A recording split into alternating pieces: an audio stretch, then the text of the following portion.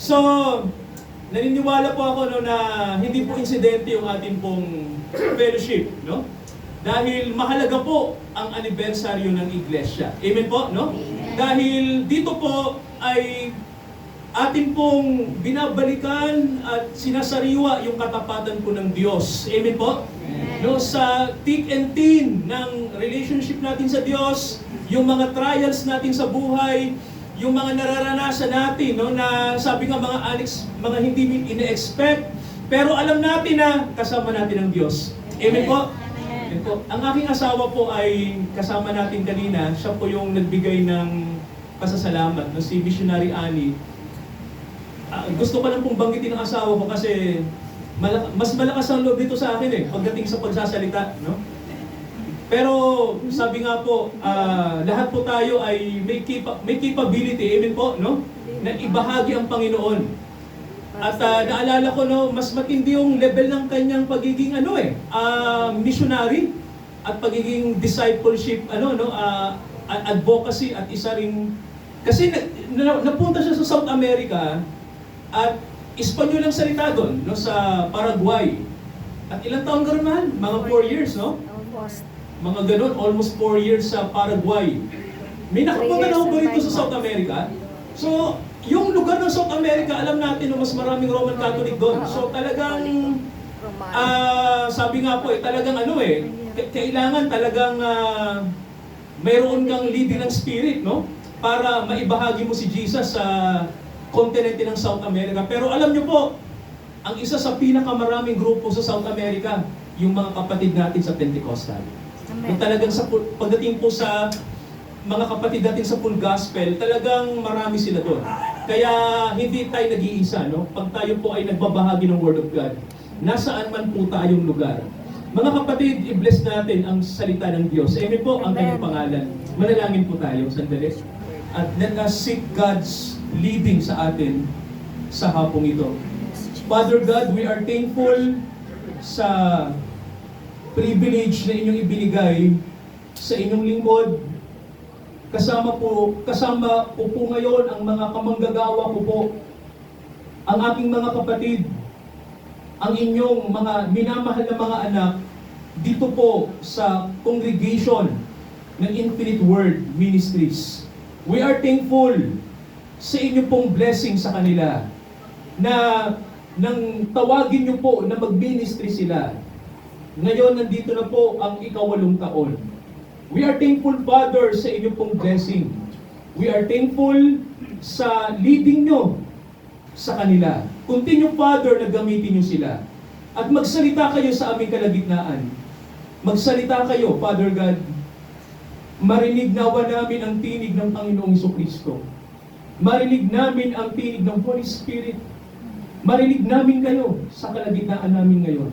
Salamat po, Father God, na nandito kayo, ang inyong presence through the Holy Spirit sa aming fellowship ngayon, sa aming occasion na napakahalaga ngayon. Ito po'y para sa inyo, for your glory, for your honor, Father God. I-bless niyo po ang bawat kaluluwang nandito. I-bless niyo ang bawat bisitang nandito.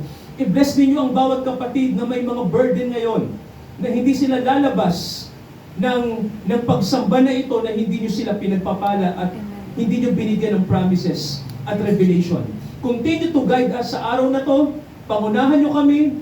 And this is our prayer. Nawa Ama, lahat ng bagay na mali sa amin, patawarin nyo kami. At ang inyo pong biyaya, ang inyo pong mga biyaya, ay tanggapin namin sa mga sandaling ito.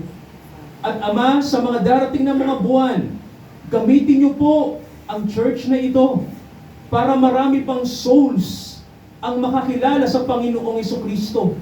At sila po'y lumago sa pananampalataya. At sila'y gagamitin nyo rin, Father God, para umakay ng mga tao, para madala sa inyong banal na paanan. I-bless nyo po kami sa hapong ito. Ito ang aming panalangin in the name of the Lord Jesus Christ. Lahat po tayo magsabi ng Amen. Amen. Mga kapatid, gusto ko rin pong batiin din po si Ma'am Jane, si Sir Jerry, kasi po uninong po namin sila sa kasal. Si Ma'am Jane tsaka si Sir Jerry. So, salamat po sa Diyos. Mga kapatid, puntahan natin yung verse natin sa araw na to. Ano po yung verse natin ngayon? So Matthew 28 verses 19 to 20. So, ano pong nakalagay dyan, mga kapatid, sa verse na yan? Yan po ang isa sa mga kilalang verses no, sa Great Commission. All authority in heaven and earth is been given.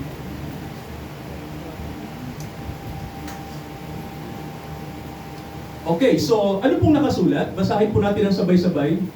Go ye therefore and teach all nations, baptizing them in the name of the Father, and of the Son, and of the Holy Ghost. And then yung verse 20 po, teaching them to observe all things whatsoever I have commanded you. And lo, I am with you always, even unto the end of the world. So, yung tema po ng anniversary no, ng Infinite Living Word of God Church, yung tinatawag po natin na pursuing the greatest commission. O sa Tagalog po ay ganapin natin yung dakilang atas. Yung pong misyon na ibinigay ng ating Panginoon sa mga mananampalataya. Sino na po ba rito ang born again Christian? Taas po ang kamay. Amen. Okay? Mga born again, thank you, no? Mga kapatid. Sino po ba rito yung hindi pa sure na born again siya? Meron po? Yung hindi pa sure, nagdududa pa. Yan, salamat sa Diyos, wala. So mga kapatid, no, I presume na lahat tayo dito ay kilala na ang Panginoong Hesukristo. No, so, alam niyo po, no, magsimula tayo sa isang tanong lang. No? Itong tanong na to, ito yung mga kasagutan na mababasa natin sa mga verses natin. So, ang tanong sa atin ay, ano ba ang mandato na ibinigay ng Panginoong Hesukristo sa atin? Unang-una sa mga apostol at sa atin din ngayong namumuhay na sa mga huling araw. Ano kaya yon? So, yung unang mandate po, napaka-obvious. Ang ibig sabihin po ay discipleship mandate. Sabihin nga natin mga kapatid, discipleship. Yan. So, sino na po ba rito yung may alagad? May inaakay na pong tao. Sino na po rito yung may prospect na inaakay? Mayroon ako ba? So, alam niyo po pag Kristiyano tayo, no? Ang mga believer, ang mga Christian believer po, tiga-akay tayo. No? At ang pagkakaiba ng isang Kristiyano sa hindi, ang mga mananampalataya po ay hindi po bulag. Amen po? Nakakakita tayo. Mahirap umakay pag bulag tayo. Amen mga kapatid, no? Pero kung ikaw ay hindi bulag, nakakakita ka, at nakikita mo yung kagandahan ng Diyos, mga kapatid, hindi mo mapipigilan sabihin sa iyong mga kaibigan, di ba? Sa iyong mga mahal sa buhay na, ang ganda ng Diyos, nakikita ko siya. Hindi ko siya makita no? Pero nakikita ko. Gusto ko makita mo rin. Amen po? So mga kapatid, no? Ang mga tiga-akay ay bukas ang paningin. Sino po ba rito yung malaki mata? Dati nung maliit ako, inaasar ako malaki daw mata ko no? Totoo naman talaga din, no? Sino po ba, sabi nila pag malaki raw ang mata ay, ano po? Malaking kita. Malaki ang, ano po? Kita. Malaki ang kita. Nakikita. Ang problema yung asawa ko lang may malaking kita, no? Ako po, maliit, pero malaki na rin. No? So, mga kapatid, no? Ang sabi ng Bible, malaking kita. No? Kasi bakit? Bukas yung paningin Amen po? Alam niyo po, pag binuksan ng Holy Spirit ang puso ng isang tao, makikita mo yung kagandahan ng Diyos. Amen po, di ba? Ang Diyos po ang pinakamaganda, ang pinakamabuti, di ba? So, kung nakikita mo yung beauty ng Diyos, mga kapatid, hindi mo mapipigilan na hindi sabihin yon. Kaya po, may mandato tayo, discipleship. So, sabi po rito, may nabasa ako sa discipleship mandate, isang sentence lang to, galing sa isang study Bible. Sabi, it means not only to learn, but to become attached to one's teacher and to become his follower in doctrine and conduct of life. So, ibig sabihin po, sistema pala sa Middle East, particular sa Israel, pag teacher ka ng religion of faith, ang iyong ginagawa ay umaakay ka ng mga disciples. So, ganun, yung ginawa ni Jesus, yan ang nature ng kultura ng mga relihiyon sa Middle East, Sila po ay nagtitrain ng mga disciples. Ganun po. Alam niyo po sa Judaism, naalala ko, sa pag-aaral ng Old Testament, mayroon silang tinatawag na rabbi. Amen po, di ba? Alam niyo po ba yung salitang rabbi? Teacher. Ibig sabihin teacher, guro. No? So magtataka kayo, bakit si Jesus tinatawag na rabbi? Di ba? Rabbi. Kasi mga kapatid, may mga disciple siya. So ibig sabihin, nagtitrain talaga siya ng mga disipulo. Kaya ang tawag sa kanya rabbi. Alam niyo po, kayo rin po, isa kayong rabbi na Pilipino, na Kristiyano. No? May alam kayong teaching, sinasabi yan. Mga kapatid, hindi yan tinatago. Amen po? Amen. Binabahagi po yan, mga kapatid. No? Kung tayo po, nagbabahagi sa networking ng mga produkto, bakit hindi mo ibahagi ang pinaka, amen po? Ang pinakamahalagang produkto ng sangkatauhan. Tama po? Biyaya ng Diyos. Amen po? Yung kanyang habag, yung kanyang kaligtasan, yung kanyang pagtawag, yung infinite glory ng Diyos at yung infinite light na ino-offer niya sa atin. So, mayroon pong sinasabi sa atin na hindi ka lang learner, ang sabi mga kapatid, ikaw ay naka-attach sa teacher mo. Kaya po pag ikaw ay disipulo, alam niyo po, mahirap ding mag-disciple kasi ikaw ang role model. Amen po? Ang tao, binabasa ka sa pamumuhay, hindi lang sa daldal, no? Tinitingnan ng mga estudyante mo kung anong klaseng guro ka. So yan ang challenge sa atin mga kapatid, no, na pag ikaw ay tinawag sa discipleship, talagang ikaw ang role model. Amen po? Kaya ang Panginoon sabi niya, di ba? Go ye, teach all nations. Sabi diyan mga kapatid, no, ibig sabihin po ay turuan niyo sila. Di ba? Mag-disciple kayo. Yan ang sabi niya. Basahin natin yung Marcos 1, yung Mark chapter 1, 16 to 18. Tingnan niyo po yung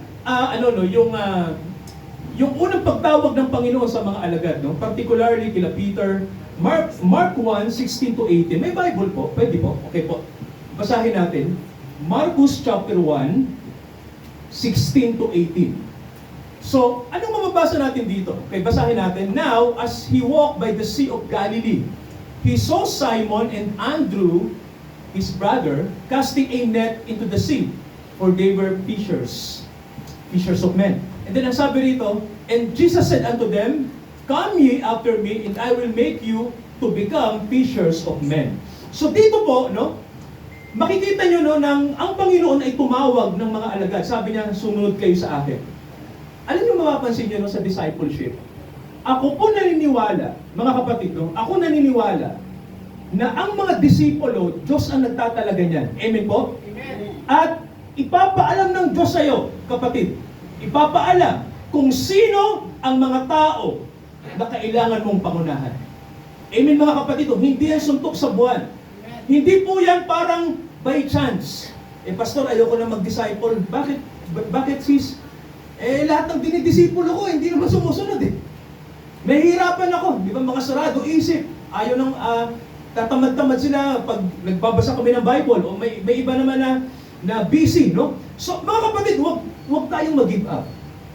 Kilala ng Diyos kung sino yung mga tao na kailangang pahunahan. Amen po? At mga kapatid, ipapaalam ng Panginoon yan sa'yo. Mismo ang Diyos ang magsasabi, yan yung taong yan. Tawagin mo yan. Ganun mga kapatid ko, may leading ng Holy Spirit. Amen po? Naniniwala po kayo ron? Di ba, no? Leading ng Holy Spirit yan. Kaya hindi suntok sa buwan ang discipleship. Yan ay intentional at nakaplano po yan. At ang Diyos po ang gumagawa po niya sa atin. Kaya mga kapatid, no, si Pablo din may sinabi. Di ba sabi ng Panginoong Jesucristo, sumunod ka sa akin. Si Pablo, hindi naman siya Diyos. Pero anong sabi niya? Basahin natin yung 1 Corinthians. Tingnan niyo po. 1 Corinthians chapter 11, verses 1 and 2. So anong sabi ni Pablo? Basahin natin.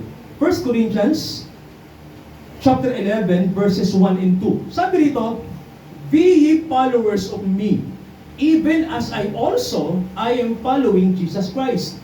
Ano sabi ni Pablo, mga kapatid, sa mga tiga-Korinto? Sumunod, di ba? Maging kayong tiga-sunod ko. So, ibig sabihin si Pablo, mga kapatid, ay role model. Amen po, no? So, kung isipin nyo, no, na parang mahirap yung pastora, kasi ako parang mahirapan ako maging role model Kilala ko sarili ko. Well, mga kapatid, huwag nating i-minimize. Tama po ba? Diyos ang tumawag sa'yo. Mas kilala ka ng Diyos kaysa sa pagkakilala mo sa sarili mo. Naniniwala po kayo ron? Mas kilala kayo ng Diyos kaysa sa sarili nyo. Maraming tao, hindi nila kilala ang sarili nila. Pero ang Diyos, kilala ka. Amen mga kapatid, no? Alam ng Diyos ang capability mo. Alam niya ang kaloob na pwede niyang ibigay sa'yo. Alam ng Diyos kung sino ka, kilala ka niya. May nakalagay sa Bible, no, na bilang na ng Diyos ang buhok. Di ba? No? Alam niya, kilala ka.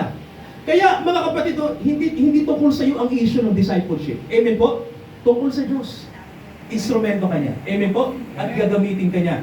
Alam niyo po, pribilehiyo mga kapatid na ikaw ay tawagin sa discipleship. Pribilehiyo yan, no? Hindi po yan mandato ng sekta. Yan po ay ultimate na mandato ng Panginoon natin. Mga kapatid, no? Yan. At hindi natin dinadala sa isang sekta ang mga kapatid. Amen po? Dinadala natin sila sa infinite word. Tama ho ba? Di ba, no? Dinadala natin sila sa Panginoong Jesucristo. Kaya, alam niyo po, no? Mayroon pong end time mandate ang Panginoon. Naniniwala po kayo? Sino pong naniniwala dito na malapit ang dumating ang Panginoong Jesucristo? Mga kapatid, sinong naniniwala na yung kanyang presence nandito na? Amen mga kapatid. Sinong naniniwala ang Panginoon na sa kalagitnaan natin ngayon? Yes mga kapatid. So, kung naniniwala tayo sa mga reality na yan, ibig sabihin yan, handa na tayo maging instrumento niya. Amen mga kapatid, no? Meron pong mandato sa atin. Di ba? Ang Holy Spirit. At ano po yan? Basahin natin yung John 16. Tingnan nyo po. John 16, 12 to 15. Ito may sinabi, no? Si Jesus mismo tungkol sa paglilid ng Panginoon sa atin. So ito, okay, sabi rito ng Bible may nakalagay, marami pang bagay, sabi ng Panginoon na gusto mong sabihin sa inyo. Sabi niya, no? Pero hindi nyo kayang buhatin ngayon. May mga bagay kasi na malalalim, no? Sa salita ng Diyos. And then, ano yung kasunod na sinabi niya? May tingnan natin. Verse 13, may sinabi ang Panginoon. Gayon man, anong sabi? Ito maganda to, no? Ang ganda ng word na to. Kasi, sabi ng Panginoon, may mga salita siya na mahirap arukin. Pero, pagdating sa verse 13, ang sabi ng Panginoon, gayon man. Kapag dumating ang Holy Spirit, ang Espiritu ng katotohanan, anong sabi niya? Papatnubayan niya kayo, saan? Sa buong katotohanan. Ulitin natin mga kapatid, ha? Saan daw tayo papatnubayan? Sa buong katotohanan. Ano ang ginagawa ng Holy Spirit sa atin? Saan tayo dinadala? Buong katotohanan. It's about truth. Amen mga kapatid, no? So, alam niyo po, pag nakilala natin ang Panginoon, marami kayong truth na malalaman.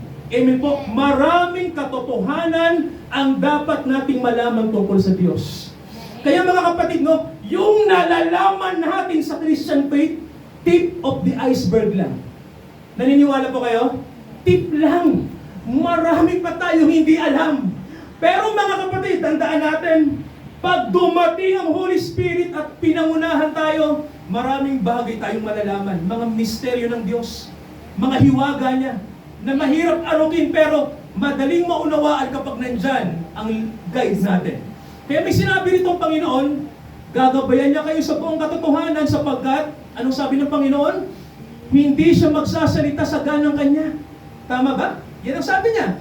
Kundi kung ano yung kanyang, marinig sa akin, ang mga ito ang kanyang sasalitain at kanyang ipapahayag sa inyo. At ano yung ipapahayag ng Holy Spirit sa atin?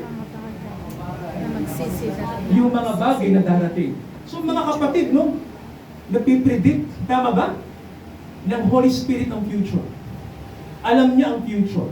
Alam niyo po, gusto ko lang pong magbigay ng testimony, no, tungkol dito. Alam niyo po, isa po ko sa ginamit ng Panginoon na magsalita sa libu-libong tao sa Malolos. Dahil naging kasama po ako sa isang grupo ng mga pastor na nag-i-evangelize.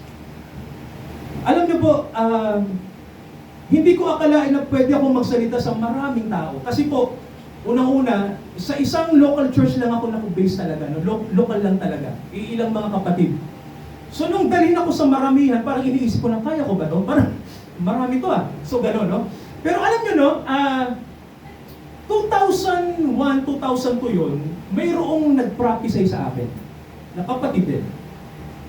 Sabi niya na, pagkaraan ng ilang taon, pastor, gagamitin ka ng Diyos para magsalita sa maraming tao sa Bulacan. So sabi ko, iinisip ko, totoo kaya? Nagduda ako, no? Pero sabi ko, bahala ng Panginoon kung mangyayari yan. Alam niyo ho, nangyari talaga. Nangyari talaga, no? 2001, narinig ko yung prophecy. Nangyari, 2007, 2008. Ganun mga kapatid, ilang taon lang no, yung pagitan, ilang taon yung dumaan. Nakalimutan ko na nga yun eh. Kasi mga kapatid, ang prophecy kasi ay, gusto ko lang mag-segue dito. Kasi, isa rin niya sa pinapag-aralan sa discipleship eh. Ang Word of God ay prophecy. Tama ho ba? Ang prophecy, Word of God. Ganun mga kapatid, di ba? May mga ganyan eh. May mga mystery sa Bible. So, nung una parang skeptic ako, ito kaya yan? Mga prophecy, di ba? Pero, Diyos ang nakakaalam. Diyos ang nakakabatid, mga kapatid. May mga misteryo talaga. Pero alam natin na kapag ang Diyos na ang nagsalita, walang makakapigil. Amen po? Walang makakapigil. May tanong po ako sa inyo. Sino na po ba rito ang nakatanggap ng words of God para sa Kanya? Mayroon ako ba? Amen. May sinabi na ba ang Panginoon sa iyo personal? Sige mga kapatid. Pag nakikinig tayo ng mensahe, meron bang sinasabi ang Panginoon sa atin personal? At yan ba ay tinitake for granted nyo lang o siniseryoso nyo? Sige po. Alam nyo, napakahalaga na seryosohin natin. Amen po? Ang salita ng Diyos, parang perlas yan, no? Ibinibigay yan. Kanino po? Kanino ibinibigay ng Diyos ang kanyang perlas? Tama sa mga anak. Binibigay ba niya sa mga baboy yun? Hindi. Di ba hindi? Pag binigay sa mga baboy, anong gagawin? Yuyurakan lang. Amen po, no? So ang salita ng Diyos, hindi niyuyurakan. Amen po? Minamahal, binavalue. Kaya mga kapatid, yan po, no? Ang discipleship. Amen po? May daladala kang perlas, sinishare mo sa mga taong tumatanggap nito. Mga kapatid, may pangalawang bagay, no? Ano po bang mababasa pa natin sa Great Commission? Una, yung discipleship. Pero may isa pa. Ano po ba yon? Alam niyo ba? Ano yon? Di ba may sinabi ang Panginoon, baptizing them. Amen po? So, mga kapatid, baptism. Ano po mga kahulugan nito? Alam niyo po, no, may isang quotation, no, pagdating sa baptism. Ang baptism is about the name. Napansin niyo po? Baptizing them in the name. So kung titignan niyo, yung iba agad ang iniisip, elemento ng tubig, gano'n, no? Pero it's about the name. Ibig sabihin, ikaw ay ina-attach sa pangalan. Amen po? So tanong, ano ba yung pangalan na pinapa-attach tayo? Kaninong pangalan po? Jesus. Tama, no? Father, the Son. Okay, the Father, the Son, and the Holy Spirit. Tungkol sa Diyos. Ina-attach ka sa Diyos. Partikular, ina-attach ka sa Panginoong Jesucristo. Basahin natin yung Gawa, no? Chapter 2, 37 to 39, sa ating mga scripture. Eto, may nakalagay, no? Gawa 2, 37 to 39. So, anong sabi rito? Okay, nang marinig nila yung pangangaral, no, ni Pedro, ng mga tao nung araw ng Pentecostes. Anong sabi ng Bible? Nasaktan ang kanilang puso. Na-touch sila. Amen po, mga kapatid, no? Tandaan nyo po, si Pedro, nangangaral na ng 3 taon, kasama niya si Lord. Pero, ngayon niya lang naranasan, makinig kayo mga kapatid, bahalaga to, no? Ngayon niya lang naranasan sa kanyang pangangaral. Ngayon lang, nung panahon na yan, 3,000 ang tumanggap kay Jesus. Sa isang sermon lang. Amen mga kapatid, no? At alam natin na hindi yan gawa ng tao. Amen po? Maraming bagay mga kapatid, nagpe-fail tayo kasi kapag plano natin yung inuuna natin. Pero nung mangyari ang Pentecost, plano ng Diyos yun. Amen po? Diyos din ang nagdala ng 3,000 tigapakinig sa mga apostol. Si Pedro, ilang taon na nangangaral, pero first time, 3,000 ang nakinig sa kanya. At tinanggap siya, di ba? Nasaktan yung puso nila. Tinanong siya, anong dapat namin gawin? Nang ipangaral niya si Jesus, nagtanong yung mga tao, ano po bang dapat gawin? Anong sinagot ni Pedro? Repent. Amen po? Sabi niya, magsisi kayo. At magpabautismo kayo sa pangalan ni Jesucristo. Para saan po ba? Bakit kailangan natin magsisi at magpabautismo sa pangalan ni Jesus? Bakit po ba? Mga kapatid, bakit po? Forgiveness of sins. No? Para tayo po ay patawarin. Amen po? Sa lahat ng ating kasalanan. Siguro po may nagtatanong, Pastor, mapapatawad po ba ako ng Diyos sa mga kasalanan ko? Well, mga kapatid, kapag ikaw ay pinili ng Diyos, amen po? Lagi kanyang i-remind to repent. Amen po? At lagi kanyang i-remind na lagi kang mag-attach sa Kanya. Alam niyo po, ang baptism simula. Tama ho ba? Pero ang baptism kasi it means to die. Namatay ka, pero ano pa bang kahulugan ng baptism? Matapos mong mamatay, anong kasunod? Mabuhay. Bubuhayin ka. So mga kapatid, di ba may sinabi ang Bible na everyday namamatay tayo? Tama ho ba? Everyday. So ang repentance, tuloy-tuloy. Amen po? Ang ating commitment sa Panginoon, tuloy-tuloy. So kapag naglalamig yan, kailangan recommitment. Tama ho ba? Kailangan balikan mo yung first love mo. Kasi yan ang church, mga kapatid, no? Always balikan mo ang first love mo. Amen, mga kapatid, no? At sino bang first love nyo? Jesus. Ang Panginoon. Asawa nyo ho ba? Amen. Hindi. Girlfriend nyo? Boyfriend nyo? Hindi. Asawa. Magulang nyo ba? Hindi. Sino first love nyo, mga kapatid? Panginoon. Ang Diyos, ang Panginoong Jesucristo. So kung iisipin nyo, no, balikan nyo lagi ang first love. Amen, mga kapatid, no? Yan, ganyan yan, no? So ang sinabi ng sabi ng Panginoon, baptizing them. I-attach nyo sila sa akin. Yan ang ibig sabihin, ano? Immerse them. Immerse them in my name. Mahalaga po. Sino na po ba rito yung na-baptize na? Meron ako ba? Hallelujah. Na-baptize na. May nautismohan. Amen. Yan, mahalaga po, no, na tayo ay na-baptize. Well, baka may tanong, Pastor, essential ba yan? Well, pagdating sa salvation, hindi naman. Pero pagdating sa Great Commission, essential. Kasi tinuro, kailangan, habang may time ang tao magpabaptize, magbaptize siya. Although, hindi naman talaga din to essential pagdating sa kaligtasan mo. Kasi ang nagliligtas, hindi naman ang bautismo, kundi yung nagbabautismo. Di ba, mga kapatid? Sino ba nagbabautismo sa atin? Ang Panginoong Jesucristo. Di ba? So, mahalaga pa rin. Amen po? Mahalaga pa rin magpabaptize. Obedience. So, yan mga kapatid yung pangalawa. Ito po yung pangatlo. Sino na pong gutom na? Sino na po? May gutom na ho ba? Okay. Kaya pa. Sige. Ito po yung pangatlo, no? May sinasabi na didasco mandate, no? Salitang Greek, didasco. Alam nyo ba ibig sabihin niya? Well, it's about teaching. No? Turuan ang mga tao. So, mga kapatid, no, I teach. ang pagtuturo po ay mahalaga sa atin. Amen po? Kaya mahalaga, no, sa church, nakikinig tayo ng aral, doctrines, teachings, no? Sabi nga po sa church, pagdating sa teaching, madalas tayong matulog kahit ako. Pero pagdating sa mga sermon na lively, no, talagang gising tayo, mga practical na sermon. Yung asawa ko nga, lagi akong tinitira, no? Pagdating sa, bakit ka nagtiteach? Mag-preach ka, no, ganyan. Totoo naman, no, kasi ang teaching kasi is boring. Pero may sinabi ang Panginoon eh. Teach them. Tama ho ba? Turuan ang mga kapatid. Turuan sila, no? Ibig sabihin, tuloy-tuloy tayong nag-aaral ng salita ng Diyos. Amen, mga kapatid, no? Pag ikaw, mananampalataya ka, estudyante ka ng Bible. Amen po? Estudyante ka ng Holy Spirit. Estudyante ka ni Jesus.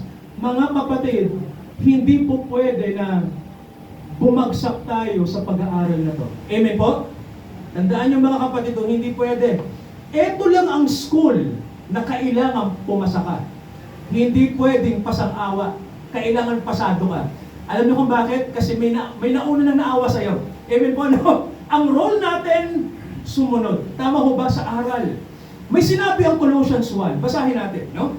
Colossians 1, 26 to 28. Basahin natin sa Tagalog. Okay, may sinabi si Pablo tungkol sa teaching o didasco, no? So, ano sabi rito? Maging ang hiwaga na inilihim sa lahat ng panahon. May misteryo na sinasabi si Pablo. Sabihin nyo nga po hiwaga. Hiwaga. May tanong po ako sa inyo, mga kapatid. Nang si Jesus ba pumunta sa Israel, sa kanyang mga kababayan, kinilala po po, siya ba'y kinilala ng kanyang mga kababayan? Hindi. Tanong, bakit po kaya? Bakit nang pumunta si Jesus sa kanyang mga sarili kababayan, hindi siya tinanggap? Mahirap mangaral sa sarili kamag-anak. Bakit kaya? Bulag. Nasubukan niyo na ho bang mangaral sa mga kamag-anak? Ayan. Mahirap o okay lang? Hirap. Mahirap. Yan. Sino po rito yung okay lang? Yung tinanggap yung kanyang faith ng kamag-anak niya. Meron mo ba? Okay. Sa part ko, mahirap din eh. So, may tanong po ako mga kapatid, bakit kaya hindi tinanggap si Jesus? Alam niyo kung ano yung isa sa mga factor nakasara ang mata ng Israel sa kanya. Naintindihan niyo po? Bulag sila nung panahon na yun. Hindi nila ma-recognize sino po Jesus. na si Jesus ang Messiah hanggang ngayon. Nakikinig po? Hanggang ngayon ang Israel nakasarado ang paningin. Hindi nila ma-recognize. Okay, may tanong ako, bakit tayo kinilala natin si Jesus? Bakit yung kanyang mga sarili kamag-anak hindi? Pero bakit tayo mga ibang tao kinilala siya? Anong factor? Binuksan ng Diyos ang ating paningin. Yung ating mga mata, kaya natin siya nakilala. Amen mga kapatid, no? Kaya po sa Bible, mahalaga no na pagkakataon, no, kapag nabuksan ang paningin ng isang tao, turuan sila. Amen po ba? Mahirap ding magturo kapag bulag ang tinuturuan. Hindi nila mauunawaan ang sinasabi mo. Tuloy natin yung pagbasa. Sabi rito, ang hiwaga na inilihim sa lahat ng panahon at lahi, datapwat ngayon. Anong sabi? Datapwat ngayon, panahon ng grace. Amen po? Ngayong panahon ng grace, anong sabi? Ipinahayag. Anong sabi ng word mga kapatid? Ipinahayag. Kanino po? Mga banal. Sa mga banal. Ibig sabihin kung ikaw ay isa sa mga tinawag, ipapahayag sa iyo ng Diyos kung sino si Jesucristo. Kanyang Di ba mga kapatid? Mismong Diyos ang magpapakilala kung sino ang kanyang anak. Kasi sa panahon natin, pag sinabi nating bulag, di ba may mga religion, si Jesus propeta. Tama ho ba? Pero hindi siya deity. Di ba mga kapatid? Si Jesus teacher. Pero hindi siya Diyos, tingin ko. Teacher lang siya, di ba? Pero kapag binuksan ng Diyos ang paningin mo, makikita mo ang Diyos sa Kanya. Amen po? Alam mo na, Diyos to. Hindi lang to basta tao. So mga kapatid, paano nag-come up sa ganon? Kasi Diyos ang nag-reveal. Amen mga kapatid, no? Diyos ang nagsabi nun. Diyos ang nagpahayag. Bagamat tao si Jesus, alam natin somehow, isa siyang anak ng Diyos na noon pa man existing na. So mga kapatid, no, teaching yun about Godhead, no? That is part ng didasco. May tinuro si Jesus, ano sabi niya? Turuan niyo ang mga tao sa mga bagay na aking itinuro. So maraming dapat malaman para ang mga mananampalataya ay hindi maligaw. Kasi mga kapatid, maraming Kristiyano ngayon ang naliligaw sa teachings. Hindi nila alam ang Bible. Anong problema? Pastor, hindi nag-aaral. Diba? 1 plus 1 equals 4. Ano ba? Oh, 11. ganun ba yun? Dahil sinabi lang ng isang preacher, di ba? 1 plus 1 equals 4. 11. Pero ikaw, alam mo no na, hindi. Babalikan ko ang Bible. So mga kapatid, no, mahalaga, well-versed tayo. Tama ho ba? Kasi mga kapatid, ang mission natin, turuan din. Yung natutunan natin, ituro din natin sa iba. Amen po? Ganun mga kapatid, no? Yung natutunan mo, huwag mong itago. Tandaan natin, may sinabi ang Bible, no? Ilaw sa sanlibutan ng mga believer. Amen po? Hindi tayo pwedeng itago. Amen mga kapatid, no? Kahit na anong tago mo, lilitaw at lilitaw ka pa rin. Wala kang ligtas. Kilala nila kung, Kristiyano yan eh. Sabi niya kasi, di ba? Makikilala ka pa rin eh. Recognize ka. Kaya hindi tayo private Christian. Amen mga kapatid, no? Public tayo, no? Nakikita tayo. Pinanonood tayo. Pinakikinggan tayo. Sinusuri tayo. At tayo din ay kinikriticize. Amen mga kapatid, di ba? Pero may mandato tayo. Umakay ng mga tao. Mga kapatid, no? May atas ang Panginoon sa atin. Turuan ang mga tao tungkol sa Kanya. Anong sabi? Tuloy natin ang sabi. Ipinahayag ito sa mga banal at minagaling ng Diyos na ipakilala kung ano po? Kanyang mga banal. Kung ano ang, tuloy natin? Kayaman. Okay, kayamanan ng kaluwalhatian ng hiwagang ito sa gitna ng mga hintil. At ano to? Ano to mga kapatid? Ito'y si Kristo na nasaan po? Na nasa inyo. Mga kapatid, gusto ko pong huminto sa magandang word na yan. Ulitin na natin yung pagbasa. Kayamanan ng kaluwalhatian. Ang kaluwalhatian po ay may kayamanan. Amen? Yan ang logic. At ang sabi, ito ay ang kayamanang ito ng kaluwalhatian ng hiwagang ito sa gitna natin, ang tinutukoy po tayong mga Christian believer, na ang sabi, yung kayamanan natin ay si Kristo na nasa inyo. So, alam niyo po, no, gusto ko lang huminto dito. May narinig akong pastor na pinakinggan ko siya kasi totoo naman yung kanyang sinabi na isa sa mga goal ng Diyos dito sa mundo, magkaroon siya ng buhay na church. Amen. So mga kapatid, ibig sabihin, ang church kasi, hindi siya sekta, hindi siya denomination. Ang church ay mga tao. The people. Na kung saan si Kristo ay nasa kanila. Amen mga kapatid, no? So, si Kristo po, wala sa labas ng mga born again. Nasa loob. At ikaw ay templo niya. So mga kapatid, no, isa ka sa mga templo ng Diyos. So kung titignan nyo, no, ito yung original plan ng Diyos. Meron siyang original plan na siya ay titira sa loob ng kanyang mga anak. Noong araw, ang Diyos, yung kanyang presence, nananahan pansamantala sa mga istrukturang ginawa ng tao. Tulad ni Moises, gumawa siya ng isang tolda. Nakikita doon yung presence ng Diyos. Si Solomon, natatandaan niyo po sa Bible, gumawa ng magandang templo, di ba? At nagpakita rin ng Panginoon. Ang sabi ng Panginoon, dito ako lalagi. Pero pansamantala lang din, di ba? Umalis din ang presence ng Diyos doon. Pero may goal ang Diyos. Meron siyang goal. At ano yung goal na yon? Ang pagtahan niya sa atin. Titira siya sa iyo. Kaya mga kapatid, ito yung hope of glory. Amen po?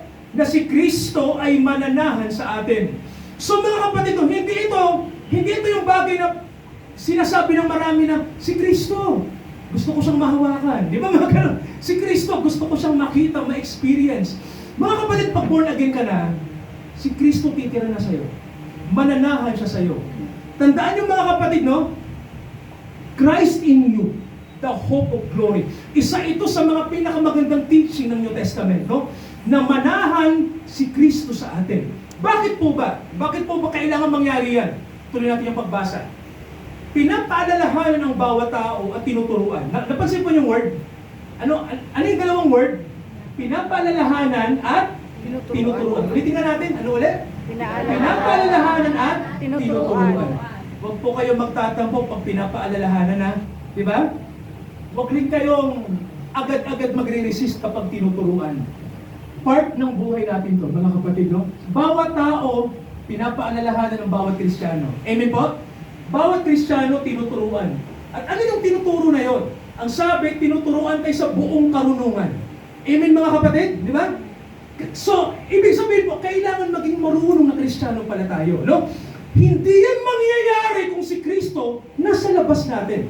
Di ba? Sabi nga ng Bible, kailangan natin ng guide eh. So, kailangan niyang manahan sa loob. Kailangan siya ang manguna rito. Amen po? Christ in you. So mga kapatid, paano ka mag-glorify kung si Kristo wala sa loob natin? Amen po? So mga kapatid, kailangan nasa loob siya. Pastor, di ko siya maramdaman. Di mo kailangan maramdaman. Sampalatayanan ng kanyang salita. Hindi hinihingi ng Diyos ang pakiramdam mo. Nakikinig po ba? Sino nang umaasa sa pakiramdam lang? Hindi po ganon. We live by faith, not by sight. Mga kapatid, no? Kaya sabi sa atin, pinapaalalahanan, tinuturuan ang bawat tao sa buong karunungan. Ano ang goal ng teaching? Ano ang goal ng didascus? Para ano po? Tuloy na, kanina, meron yung word, maganda yun. Sabi nito, upang maiharap naming ulitin natin, ano ba? Upang maiharap namin sakdal kay Kristo ang bawat tao. Yan ang goal ng teaching. Sa pagharap natin kay Lord, eto na tayo, sakdal. Okay, may naririnig na ako ngayon. Pastor, di naman tayo perfect. Pero may demand. Di ba? May demand, mga kapatid. Pastor, hindi naman tayo perfect eh. Tama. Pero may demand sa atin ang Panginoon. Anong demand niya? Pag humarap na tayo sa Kanya, kailangan tayo ay sakdal. Kaya mga kapatid, hindi po pwede na tayo ay walang interest sa teaching. Kailangan nating matuto. Sino na po ba rito yung nagtitikta ng course ng theology? Kailangan. Amen po? Kailangan magbasa ng Bible. Kailangan mag-aral. Kailangan magsuri. Bawat preaching, tingnan mo sa Bible kung nasa Bible. Kailangan mo malaman kung totoo yung teaching. Mga kapatid, kailangan tayo may harap na sakdal. Hindi pwedeng engot na Kristiyano sa panahon na to. Hindi po pwede. Amen, amen mga kapatid, no? Kailangan ikaw ay nagdi-disciple. Kailangan ikaw na-baptize sa pangalan ng Panginoon. Kailangan tayo ay nag-undergo ng teaching. Yan ang Great Commission. Meron po akong sasabihin sa inyo, malapit ang dumating ang Panginoon. Amen po? Amen. 2,000 taon na ang nakakaraan. Yun ang kanyang sinabi. Kung may sinabi siya, babalik ako. Amen po ba? Amen. Tayo ang huling batch. Ito ang huling batch sa Great Commission. Pastor, huwag naman, hindi ho. Kailangan dumating ng Panginoon. Necessity. Bakit, Pastor? Marami ng problema ang mundo. Hindi ito masusolve ng UN. Hindi ito kayang i-resolve ng pangiting-iting mga politicians. May kailangan tayo. Mismo ang Diyos na ang mag-intervene. Amen mga kapatid? Kaya po, malapit nang mangyari yun. Malapit na. Magpa-intervene tayo kay Lord. Amen mga kapatid, no? Magpa-intervene tayo sa Kanya. Paparating na siya. Malapit na. Nandiyan na siya. Gawin na natin yung Great Commission. Let us pray, mga kapatid. Manalangin tayo. Hallelujah. Hallelujah. Okay ka lang? Hallelujah. Hallelujah. Father, we are thankful sa aming mga kapatid dito po sa Infinite Living Word of God, Lord Jesus Christ Ministries. Salamat sa aming pastor na ginamit nyo para i-lead ang aming mga kapatid sa inyo Yes, Jesus. upang ipakilala ang inyong kaligtasan. Salamat, Ama, sa mga kapatid na nandito ngayon. Di man kami perfect. Pero because of your righteousness, ginawa nyo kaming perfect.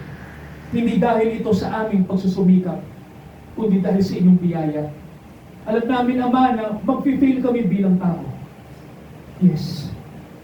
Pero hindi kami mag-fail dahil si Kristo'y nasa amin. Si Kristo'y nasa amin. Ama, panalangin ko po sa hapong ito na nawa ang pagpupurso namin ng Greatest Commission ay tunay po maganap ito personally sa amin at maganap ito collectively sa aming congregation. Ama, ang mga kapatid, ano man ang pinag-aralan namin? Ano bang antas? Simple man o marunong, ang mahalaga, binigyan nyo kami ng kaloob. Kaloob, Ama, na kung saan may kakayahan bawat isa sa amin na ibahagi ang pag-ibig ni Kristo. Ama, dalangin namin na nawa, hindi kami mapagod, hindi kami maglunawa, na lagi namin sabihin, ang Panginoong Kristo ay tumatawag sa kaligtasan. Kapatid, kailangan mo ng kaligtasan mula sa Kanya. Ama, panalangin namin na ang Greatest Commission na to, mangyari din po ito sa lahat ng mga believers sa panahon na to, upang dumating ang tinatawag na millennial reign. Ang pagdating na ito ay mahalaga, ang paghahari ng hari namin. I-bless nyo, Ama, ang hapong ito. I-bless nyo ang bawat isa. Pagpalain nyo ang bawat kaluluwa na dinala nyo rito, na hindi ito nagkataon, ito'y tinalaga nyo, ito'y appointment nyo upang marinig nila ang inyong tinig. Upang kami na nandito ngayon, Ama, handa kaming isurrender sa inyo ang buhay namin sa Greatest Commission na ito. My life belongs to you. Our lives belongs to your Greatest Commission. Sa inyong grace, sa inyo lamang, Ama. Pagpalain niyo ang mga kapatid. Pagpalain niyo ang bawat isa sa amin. Pagpalain niyo ang mission and church na ito. Magbunga pa ng maraming mga souls sa pamamagitan ng ministry ng Infinite Word. Ito ang aming panalangin ito ang aming samo. Ama, dinadalangin din po namin lahat ng nandito ngayon na mayroon pong kabigatan, ibigay niyo ang kagaanan. Lahat na may sakit, heal them, Father, in the name of the Lord Jesus Christ. Maranasan nila ang inyong miraculous sign in Jesus' name. Yung mga may prayer pa na may burden sa kanilang prayer, in the name of Jesus, dumating ang kasagutan sa mga sandaling ito. Ama, panalangin namin bawat isa dito ngayon na nais mag-commit sa inyo. Ama, inyo pong i-present ang inyong grace sa kanila, ang inyong mercy sa kanila. Maranasan nila ang inyong kagandahang loob right now, in the name of the Lord Jesus Christ. Salamat po sa hapong ito. Pangunahan niyo kami. Tinataas namin ang inyong pangalan. Sa tanging pangalan po ng aming Panginoong Jesucristo, lahat po tayo magsabi ng Amen. Amen. Amen. Praise God. Amen. Ilagay natin yung pinakamataas na palakpak natin sa Diyos. Sa Kanya lang. Praise God. Amen.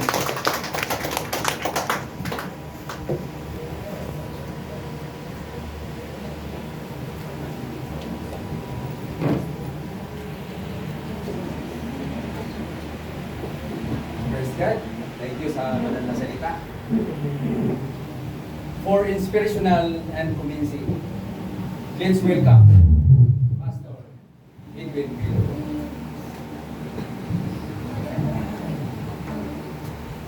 Yes, magandang